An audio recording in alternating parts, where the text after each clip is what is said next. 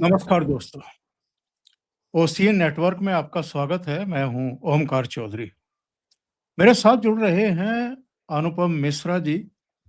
परिचय देने की जरूरत नहीं है, आप सब परिचित हैं। जोड़ लेते हैं और तभी चर्चा को आगे बढ़ाते हैं। अनुपम जी, बहुत स्वागत। नमस्कार। नमस्कार सर। देखिए, बहुत सारी गतिविधियां चल रही हैं, बहुत सारी लाठियां भांजी जा रही हैं, बयानबाजी हो रही है, तमाम तरह से रायता फैलाने की कोशिश हो रही है, झूठ का सहारा लिया जा रहा है, भ्रम फैलाया जा रहा है।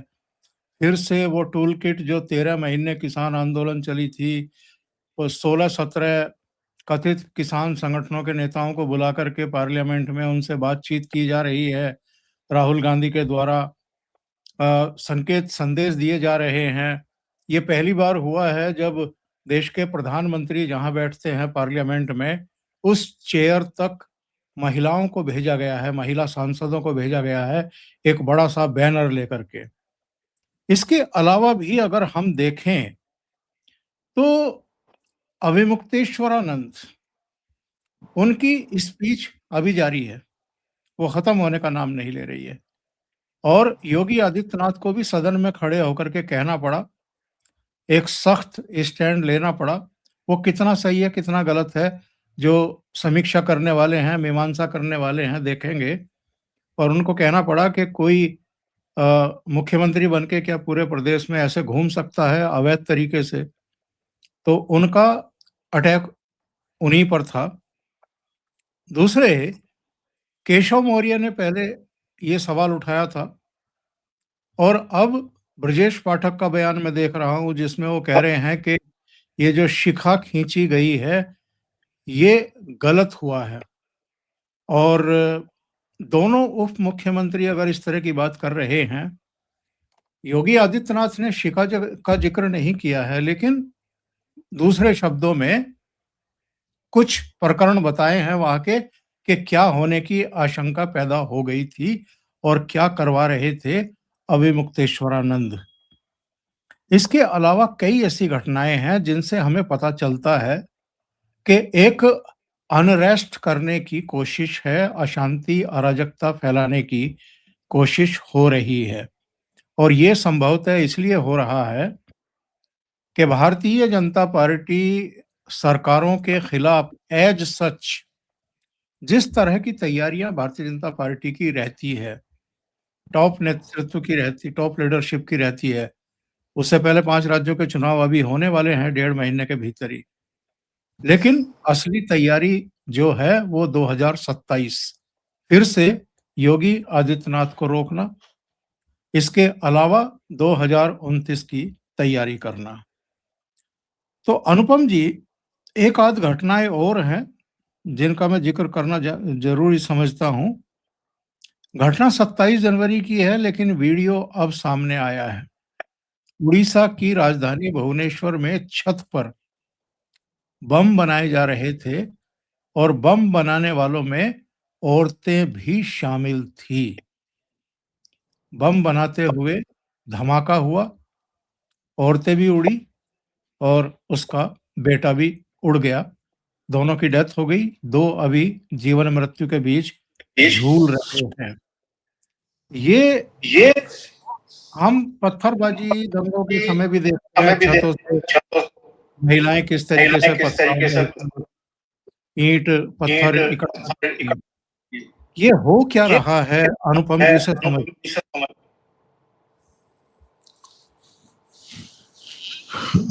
देखिए साहब, चुनावी साल है, ये वाला भी और अगला भी। कुछ बड़े बड़े प्रदेश जा रहे हैं चुनाव में। वो चुनाव जो आने वाले समय में देश की दिशा और दशा तय करेंगे। जैसे पश्चिम बंगाल हो गया, मुश्किल से 11 महीने 12 महीने बाकी हैं उत्तर प्रदेश के चुनाव के, तमिलनाडु का चुनाव। तो ये सब बड़े चुनाव हैं, और जिससे मेरा अपना मानना है कि इससे बहुत कुछ राजनीति पर आने वाले दिनों में फर्क पड़ेगा। तो अब ऐसे में चूंकि विपक्ष कोई पॉजिटिव चीज नहीं कर पा रहा है, तो अच्छा, मैं इसके लिए विपक्ष को दोष भी नहीं देता। ठीक है, विपक्ष का काम है, वो अपना विरोध कर रहे हैं, करने दीजिए। लेकिन एक थोड़ी दुखद बात यह है कि भारतीय जनता पार्टी के अपने जो सपोर्ट बेस है उसमें बहुत ढेर सारी जिसको मैं कहता हूँ विद्वानों में मतभेद बहुत नजर आ रहा है। तो लोग अलग अलग तरह की बातें कर रहे हैं, अलग अलग दिशाओं में जा रहे हैं। और थोड़ा सा मुझे लगता है सरकार भी एक चुप्पी का रास्ता अपनाए हुए है। मुझे लगता है कि आज भी लोग नरेंद्र मोदी को, ठीक है उनसे जो गलतियां हुई या फिर उनसे जो नाराजगी, वो सब अपनी जगह, लेकिन आज भी लोग नरेंद्र मोदी पर भरोसा एक हद तक करते हैं। आज अच्छा इस ऐसे में देख लीजिए, आप अपने एक मोटा सा निकाल लीजिए कि साहब नरेंद्र मोदी से ज्यादा विश्व, चलिए मानिए उनकी रैंकिंग में या उनकी पॉपुलैरिटी में कुछ कमी भी आ गई, तो आज भी उनके आसपास कौन है आप बताइए? उनके आस मतलब समानांतर तो जाने दें, उनके आसपास कोई नहीं है, आप जानते हैं। तो मतलब नंबर 2 पे अगर राहुल गांधी आते हैं तो उनकी आधी रैंकिंग हो जाती है। तो हकीकत तो ये है कि जो लोग मोदी से नाराज भी होते हैं, जब वो राहुल को देखते हैं तो फिर मोदी के साथ चले जाते हैं। तो ये भी देखा गया है।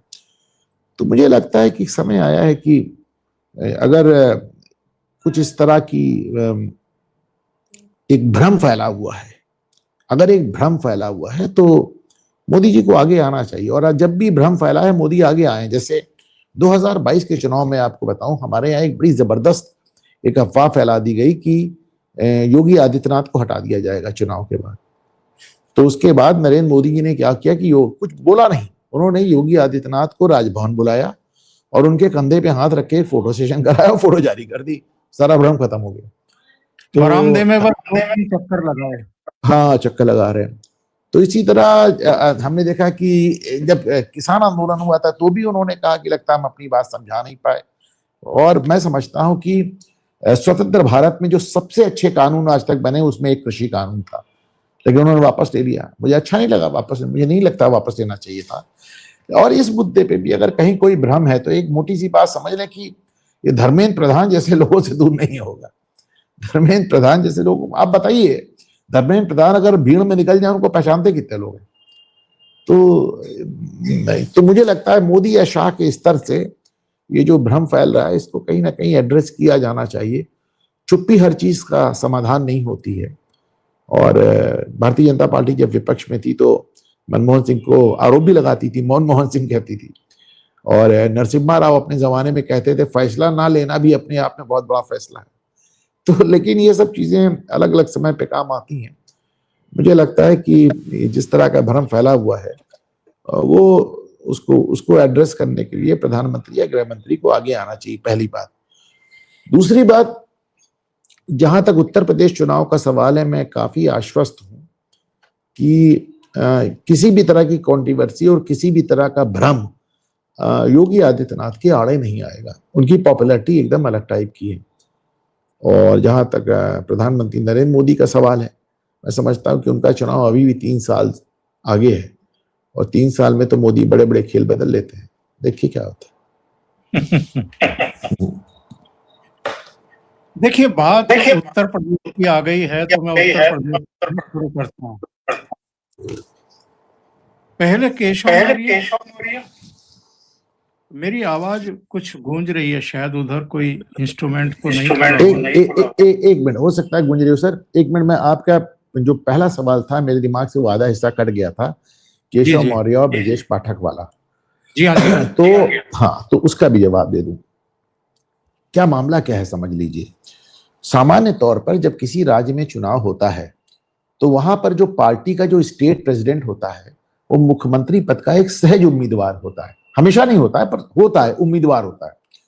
तो 2017 में जब उत्तर प्रदेश में चुनाव हुआ तो केशव मौर्य के नेतृत्व में हुआ। तब तक योगी का नाम दूर दूर तक नहीं था। चुनाव के बाद योगी तो स्वयं बताते हैं कि वो तो विदेश जा रहे थे और उनको साहब पीएमओ से कॉल आया कि आप अपना विदेश ट्रिप कैंसिल कीजिए और यहाँ आके शपथ लीजिए। तो फिर इनको बनाया गया योगी आदित्यनाथ को। तो अब ये केशव मौर्य के दिमाग में एक इसको लेकर एक जो भी विचार कुंठा, जो भी सालने, वो लगातार उनका योगी से क्लैश चलता रहा। तो ये तो केशव की गलती है। योगी की गलती ये है कि साहब उन्होंने भी इस क्लैश को खत्म करने का कोई प्रयास नहीं किया, बल्कि जो एक बिल्डिंग थी जिसमें मुख्यमंत्री और दो डिप्टी सीएम बैठते थे, केशव मौर्य बैठते थे और दिनेश शर्मा बैठते थे। आज जो ब्रजेश पाठक है इनकी जगह पहले दिनेश शर्मा थे जो इस समय राज्यसभा में। तो योगी ने दिनेश शर्मा को तो वहां रहने दिया, केशव मौर्य का सामान बाहर फेंकवा दिया। तो अब ये बात और बढ़ती चली गई। फिर 2022 में केशव मौर्य को समझ में आया कि मेरी स्थिति बड़ी डामाडोल है। समाजवादी पार्टी ने इनके सामने पल्लवी पटेल को लड़ाया। तब ये योगी की शरण में गए कि आप हमारे लिए चुनाव प्रचार कर दिए। योगी गए नहीं।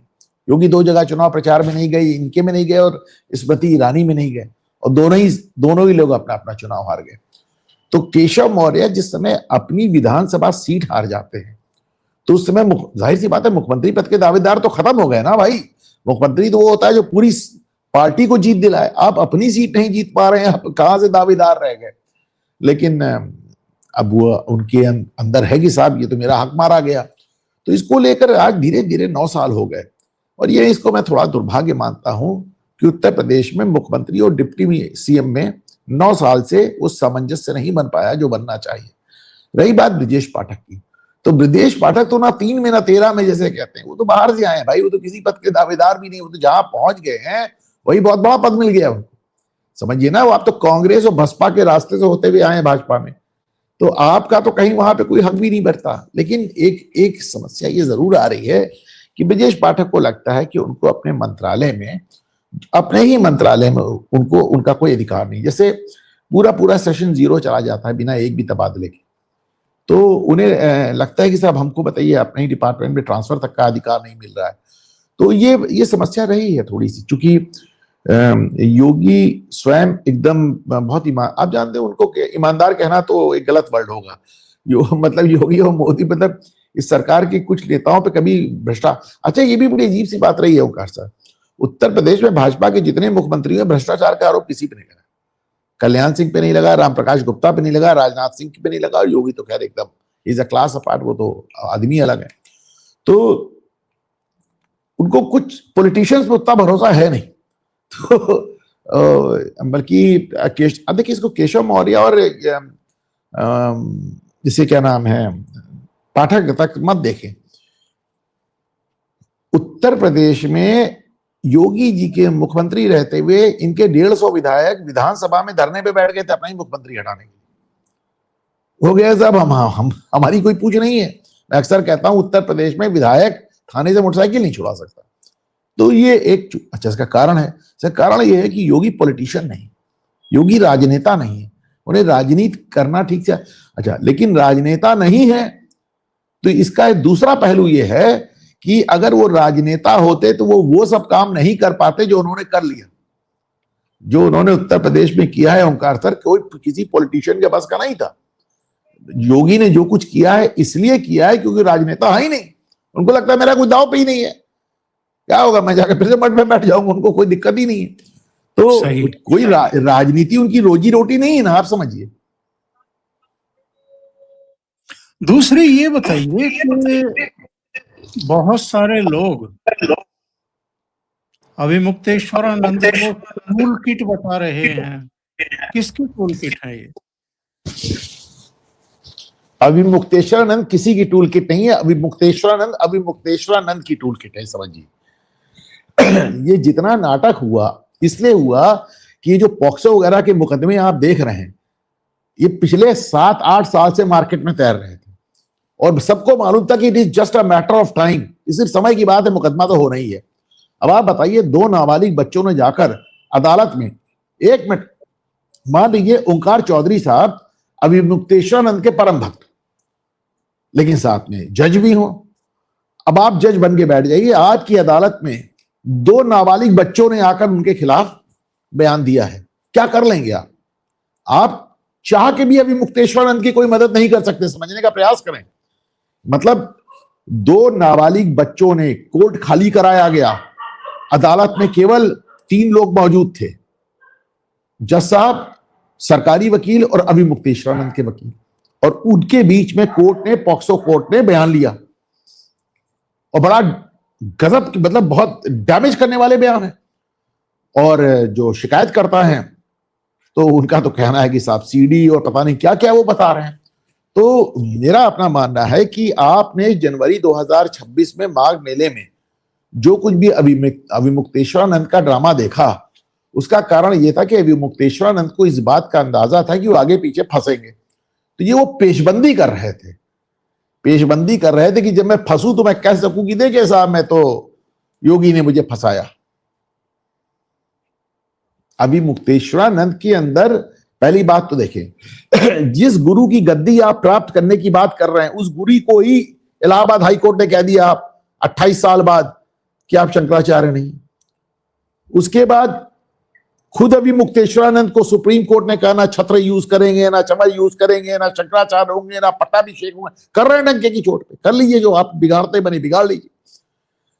भाई मैं तो पहले दिन से ये कह रहा हूं कि योगी सरकार या भारत सरकार को सुप्रीम कोर्ट में ये अर्जी लगानी चाहिए कि यह मामला 1979 यानी 1979 से चल रहा है। आप सोच कर देखें, धीरे धीरे मतलब 50 साल होने जा रहा भाई। तो भारत के 120 करोड़ हिंदुओं को जानने का हक है या नहीं है कि उनका शंकराचार्य कौन है।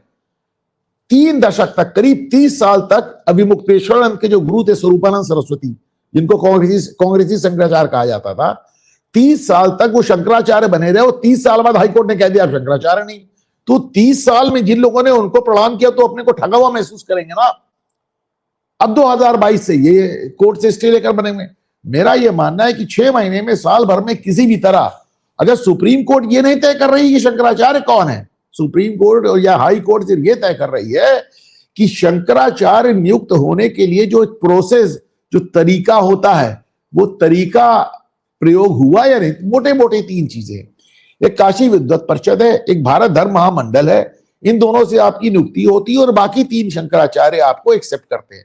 ये तीनों में से एक भी पैमाने का खरे नहीं उतर रहे। काशी विद्वत परिषद की मीटिंग ही नहीं हुई, भारत धर्म महामंडल एकमत नहीं था और दूसरे शंकराचार्य ने उनको शंकराचार्य मानने से इंकार कर रखा है।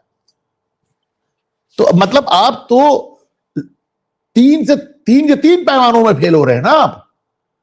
तो मेरा सिर्फ ये कहना है और मैं तो कहता हूं साहब, आप दिल्ली बैठते हो, आप ही कुछ कोर्ट में एक अर्जी लगा दो कि मैं ओंकार चौधरी, एक सनातनी हिंदू, मुझे ये जानने कहा कि मेरा शंकराचार्य कौन है। 45-46 साल से आप लोगों ने हम लोग को बेवकूफ बना रखा है। आप ही चले जाइए साहब कोर्ट। और ये इतने ऊंचे हैं कि ये देखिए, ओंकार सर ने धीरे से हंस के मेरी बात टाल दी। कोर्ट जाने वाली बात सर ने धीमे से टाल दी। वो कोई ना कोई पहुंच जाएगा। आपको बहुत लोग सुनते हैं और समझते हैं। मैं संजय दीक्षित जी को भी बोला है। जी मैंने योगी जी को भी कहलवाया। मैं ये कह रहा हूँ कि ये कैसे शंकराचार्य हैं, मातोश्री पहुंच जाते हैं, उद्धव ठाकरे को आशीर्वाद दे के आते हैं कि आपको मुख्यमंत्री बनना चाहिए। इसके अलावा ये अंबानी के यहाँ शादी में पहुंच जाते हैं, बिन बुलाए कहीं भी आप पहुंच गए, या चलो बुलाया भी हो किसी ने तो भी क्या ऐसी जगहों पर जाना चाहिए। और जो इश्यू इस समय बन रहा है सर जी, वो शंकराचार्य है ही नहीं। जो बात आप मुझसे कह रहे हो, यही बात मैंने उनसे मुंह पे पूछ ली थी। टाइम्स नाउ चैनल ने मुझसे रिक्वेस्ट किया कि साहब आप हमारी तरफ से इनसे सवाल कर लीजिए, तो मैं गया था। आप देखिए, उन्होंने अपने चैनल पे डाला है, परंतु उन्होंने मेरे वो सवाल काट दिए जिसमें वो झगड़ा हो गया। ये हमको गालियां देने लगे वहां से बैठे हुए, तुम अंधे हो तो फलाने हो ढिकाने हो, तो वो सब चीजें टाइम्स नाउ चैनल ने काट दिए। ये शंकराचार्य की मर्यादित भाषा रही, तो हमसे बदतमीजी करने लगे वहां पे। मैंने इनसे पूछा ना, हमने कहा काहे के शंकराचार्य भाई आप बैठ के शादी ब्याह में जाकर बैठ रहे हो और आप जाकर वहां पे उद्धव ठाकरे को मुख्यमंत्री बना रहे हो, यहाँ पे केशव मौर्य को बना रहे हो, अखिलेश यादव को मुख्यमंत्री बना रहे हो, आप गाली गलौज कर रहे हो, आप काहे के शंकराचार्य भाई। जो मैं पूछ रहा था अनुपम जी, ये जो शिखा खींची गई, इससे बचा जाना चाहिए था। 100% मैं पहले दिन से कह रहा हूं कि ये प्रशासन की निकम्मापन था। हालांकि मैं जब यहां से बैठ के कहता हूं प्रयागराज से, तो ये तुरंत मुझे प्रशासन से फोन आने लगते हैं, आपने फिर से कह दिया, आपने फिर से। सुनिए, लेकिन हकीकत ये है, देखिए पुलिस प्रशासन का ट्रेनिंग किस बात की होती है, विवाद की नौबत ना आए। अभी मुक्तेश्वरानंद ने 3 दिन पहले आपको बता रखा था कि मैं पालकी से जाऊंगा मौनी अमावस्या के दिन स्नान करने। अभी देखिए, निशलानंद महाराज आए थे शंकराचार्य, वो पैदल गए, स्नान करके चले आए और उनसे कहा गया कि अभी मुक्तेश्वरानंद को रोका गया। बोला उनको नहीं रोका गया, उनके तामझाम को रोका गया है। देखिए, मौनी अमावस्या के दिन यहाँ सबसे बड़ा मेला और सबसे ज्यादा भीड़ होती है। 1954 के आसपास जवाहरलाल नेहरू आए थे, भगदड़ मच गई थी, सैकड़ों लोग मारे गए थे। और अभी आपने कुंभ मेले में भी देखा, मौनी अमावस्या के दिन। तो संगम नोज एक छोटा सा एरिया है, उसमें तुम पालकी लेकर घुसे जा रहे थे, लेकिन वो तो उनकी बदमाशी, लेकिन जिला प्रशासन को 3 दिन से मालूम था। तो यदि आपको रोकना था तो आपने उनको वहां तक पहुंचने क्यों दिया? इतना बड़ा उनका कैंप था, वहीं पे रोक देना था ना। उनकी नजरबंदी हुई कि यहां से पालकी नहीं निकलेगी, जाओगे तो पैदल जाओगे। उनका जो कैंप है उससे वॉकिंग डिस्टेंस पे गंगा जी है भाई। आप और यहाँ पे संगम जाना है तो चलिए आप पैदल जाइए। तो जिला प्रशासन की डेफिनेटली वो मिसहैंडलिंग थी, इसमें मुझे पहले दिन से कह रहा हूं। तो अच्छा, मुझे ये बात कहता हूं, एक्चुअली हमारे यहां लोग 2 एक्सट्रीम पे बात करते हैं। या तो आप कह दीजिए कि मोदी मास्टर स्ट्रोक है, या आप कह दीजिए कि मोदी मौलाना है। बीच की कोई बात सुनने को तैयार ही नहीं होते। जब मैं कहता हूं कि शंकराचार्य, अभी मुक्तेश्वर शंकराचार्य है ही नहीं, लेकिन डिस्ट्रिक्ट एडमिनिस्ट्रेशन ने जो किया वो गलत था। गलत इस तरह था कि आप समझिए ना, आपने, छोड़िए बाकी सब चीज जाने दीजिए, आप उस छोटे से एरिया में लाठीचार्ज कर रहे हो। फर्ज कीजिए ओंकार सर भगदड़ मच जाती, फर्ज कीजिए लाठीचार्ज से ज्यादा भगदड़ किस चीज से बचती है आप बताइए मुझे। मानिए भगदड़ मच जाती, हाँ, तो आप सोचिए यहाँ तो हादसा हो जाता, और यही वो चाह रहा होगा शायद। तो आपको ये नहीं करना चाहिए भाई। देखिए अखिलेश यादव ने भी मारा था इनको, इतना बुरा मारा था कि हफ्तों अस्पताल में पड़े रहे थे। अखिलेश यादव ने जिनको छोटे छोटे बच्चों को भी मारा था। अब ये मुझे एक बड़ा हास्यास्पद लग रहा है। आज अखिलेश यादव और कांग्रेस मिलकर आप प्रदर्शन कर रहे हैं इनके लिए, तो अखिलेश यादव ने तो खुद इनको इतना मारा कि वो, और कांग्रेस प्रदर्शन कर रही जो शंकराचार्य को दिवाली से उठा के गिरफ्तार कर लेती, जेल डाल देती है। हाँ, वो भी, उनको भी शंकराचार्य के लिए बड़ा इज्जत और बड़ी बड़ी श्रद्धा प्रकट हो गई। तो खैर उनका जो दांव पेच है, राजनीति अपनी जगह है, लेकिन मुझे लगता है कि पुलिस प्रशासन को उसको बेहतर तरीके से अब वो देखिए उसका जो एक इमेजरी होता है वो बुरा हो गया। छोटे छोटे लड़के चुटिया पाल के घसीटे जा रहे हैं छोटे छोटे लड़कों को आप मार रहे हैं, वो छोटे, तो ये इसकी नौबत नहीं आने देनी चाहिए थी ना। 2 कारण से नहीं आनी चाहिए थे। एक, आपकी प्रोफाइलिंग गलत हुई। दूसरी बात, अगर उस लाठीचार्ज के चलते वहां भगदड़ हो जाती तो फिर तो साहब बड़ा गंभीर हादसा हो जाता। ये जो कांग्रेस अपने पुराने पापों पर, लेकिन ये सॉरी सर, पर इस जिला प्रशासन की बात कर रहा हूं, योगी की बात नहीं कर रहा हूं। जी ये मौके पे मौजूद अधिकारियों का दोष बता रहा हूं। सही है। मैं ये कह रहा हूं कि कांग्रेस और समाजवादी पार्टी की बात है तो फिर अखिलेश यादव अपने पुराने पापों को भूल गए, और इनको लगता है कि अभी नहीं तो कभी नहीं, और इसके लिए किसी भी हद तक जाते हैं। जो अतीत में किया है मुलायम सिंह यादव ने अयोध्या में, जो सरयू को लाल कर दिया, गलियों को लाल कर दिया, उसको भी भूल गए। प्रभु राम के मंदिर के दर्शन करने के लिए आज तक नहीं गए। राहुल गांधी, जो आपने जिक्र किया, किस तरीके से शंकराचार्य को दिवाली के दिन उठाया गया था जब वो पूजा पर मीटिंग में गए थे, और बहुत ही भद्दा गंदा उनके ऊपर लगाया गया था। तो मैं ये कह रहा हूँ कि ये लोग अवसरवादी इतने बन गए कि अतीत में जो पाप आपने किए उनको भी आप ढांकना चाहते हैं। क्या सर, अपने पाप कौन याद रखता है? आज मैंने पोस्ट करके याद दिलाया अखिलेश यादव को। वो कह रहे हैं वो इटावा में वो शिव जी का मंदिर बन गया। हमने कहा आपने तो वो जो दुर्योधन की मूर्ति लगाने का वादा किया था उसका क्या हुआ? अखिलेश यादव ने दुर्योधन की मूर्ति लगाने का ऐलान किया 2019 में। तो वो अलग बात है कि बाद में लोगों ने कहा वो क्या हो गया है आपको, तो उन्होंने वो आइडिया ड्रॉप कर दिया। तो अपने पाप कौन ही याद करता है, कि बेसिक बात समझ लें, बाकी सारी चीजें अपनी जगह है। उत्तर प्रदेश में एक बहुत बड़ा मुद्दा था एक लॉ एंड ऑर्डर का, और उसमें योगी आदित्यनाथ की सरकार ने बहुत जबरदस्त तरीके से डिलीवर किया है। ये मुद्दा आपको बिहार में भी नजर आया। जंगल राज से लोग डरते थे, जंगल राज के मुद्दे पे आपने देखा बिहार में पूरा एकदम पासा पलट गया। उत्तर प्रदेश को बिहार बनने से रोक लिया योगी ने, इस बात को समझिए।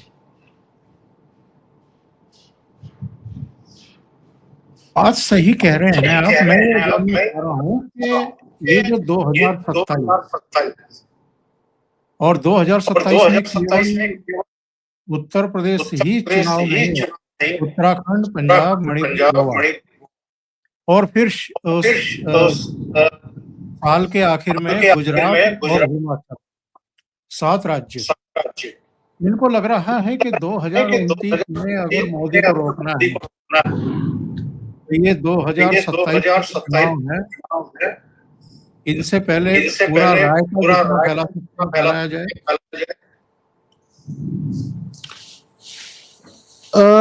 बाकी स्टेट्स तो जाने भी दें। देखिए, तो मैं उत्तर प्रदेश का विशेष महत्व इसलिए मानता हूं कार सर कि भाई सबसे बड़ा प्रदेश है, 80 सीटें हैं। और देखिए, मैं हमेशा कहता था कि दिल्ली का रास्ता लखनऊ होकर जाता है। मैं बताता था कि प्रधानमंत्री नरेंद्र मोदी को भी प्रधानमंत्री बनने के लिए काशी से चुनाव लड़ना पड़ा, लेकिन इसका सबूत देखिए आप सामने। 2024 में जितनी सीटें कम हुई उत्तर प्रदेश से भाजपा की, जितनी सीटें कम हुई 30 सीटें, उतनी ही सीटों से उनका बहुमत रुक गया केंद्र। सही है। अकेले उत्तर प्रदेश ने बहुमत रोक दिया। तो उत्तर प्रदेश का बहुत महत्व है। तो अब ऐसे में आप मानकर चलें कि अगले 1 साल में, फरवरी मार्च में चुनाव होगा मुझे लगता है, तो अगले 1 साल में जितनी बाजीगरी है, जितनी कलाकारी है, जितना नैरेटिव मेकिंग है, वो सब आपको यूपी में नजर आ जाए।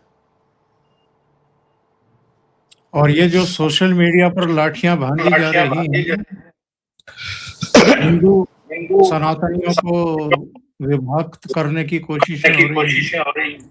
और कल मैसेज भी आए, कुछ हैंडल इसको हाईजैक कर लिया गया जो यूजेपी को लेकर के हम लोग एक अभियान चला रहे थे। किसको हाईजैक कर लिया गया? उस अभियान तो देखिए ना, ये मौका तो आप ही दे रहे हैं ना उनको। ये मौका तो आप ही दे रहे हैं। कभी कांग्रेसियों ने आपको ये मौका दिया, कभी वामपंथियों ने आपको ये मौका दिया, कभी किसी और पार्टी के वोट बैंक ने आपको ये मौका दिया कि आप उनके कार्यक्रम को ले जाकर हाईजैक कर लें।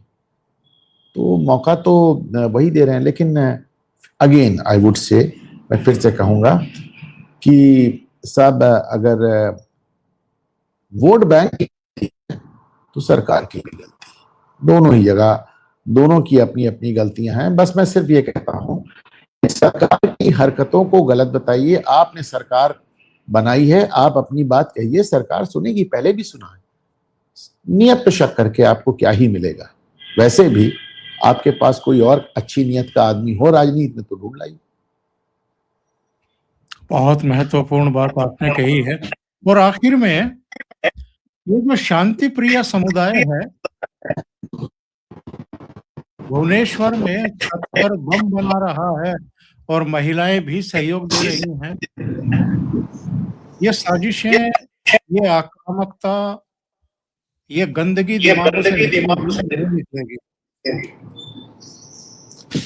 अब देखिए, इसमें सिर्फ इतना मामला मदरसों में ऐसा कोई साल नहीं है, 6 महीना नहीं जाता जब कोई ना कोई मदरसे में एक देसी बम फैक्ट्री खुद ही से ना फट जाए। इस बार सिर्फ अंतर यह है कि खुले में बन रहा था, छत पे बन रहा था। दूसरी बात,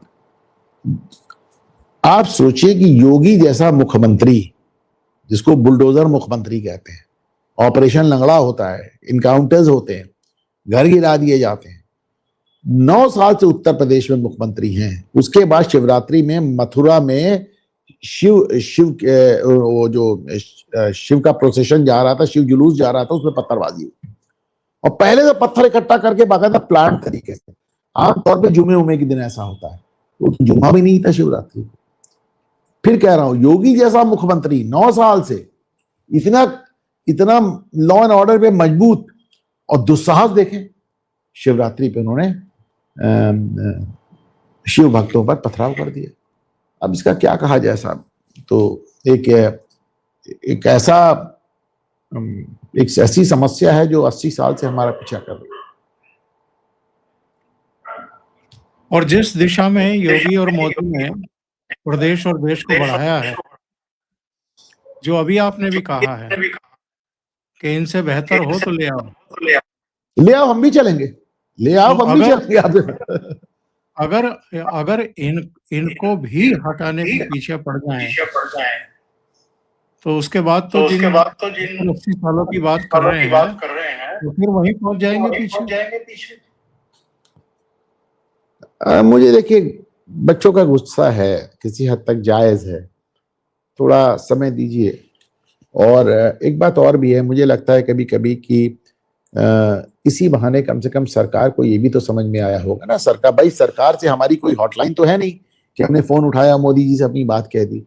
इस तरह की चीज़ों से कहीं न कहीं सरकार को भी अपनी नीतियों को पुनर्विचार करने का मौका मिलता है। क्योंकि मेरा ईमानदारी से मानना है कि साहब ये जो सोशल जस्टिस पे कुछ ज़्यादा फ़ोकस हो गया। कुछ ज़्यादा फ़ोकस हो गया और उसके चलते ये जो बँटोगे तो कटोगे के खिलाफ ये स्कीम आने लगी। तो मुझे लगता है कहीं न कहीं सरकार को भी एक मैसेज चला गया, तो इसलिए मैं मानता हूँ कि ये भी अपनी तरह से ठीक ही रहेगा। बिल्कुल सही बात आपने कही। अनुपम जी, बहुत-बहुत धन्यवाद जुड़ने के लिए, इतना समय निकालने के लिए, बहुत महत्वपूर्ण मुद्दों पर चर्चा करने के लिए। दर्शकों से एक निवेदन रहता है, आपको ये चर्चा अच्छी लगी है तो लाइक का बटन दबा दें, वीडियो को शेयर करें, चैनल को सब्सक्राइब कर लें। अनुपम जी का चैनल है घूमता आईना, उसको सहयोग भी करें और सब्सक्राइब भी करें। बहुत-बहुत धन्यवाद। नमस्कार।